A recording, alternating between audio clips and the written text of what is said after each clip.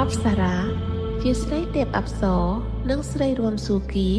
មានប្រភពដើមពីការកូរសមុទ្រទឹកដោះរវាងទេវតានិងអសុរានៅលើជញ្ជាំងប្រាង្គប្រាសាទអង្គរវត្តស្ថាបត្យករនិងជាងចម្លាក់ខ្មែរបានឆ្លាក់នៅរូបចម្លាក់អប្សរាជាច្រើនដែលបង្ហាញពីកិត្យានុភាពនិងអាយុដ៏ចំណាស់នៃសិល្បៈវប្បធម៌ខ្មែរយើងមានជំនឿថាអប្សរាជាបុព្វនារីនិងជាមាតារបស់របាំខ្មែរនិងជានិមិត្តរូបនៃសិល្បៈវប្បធម៌ខ្មែរ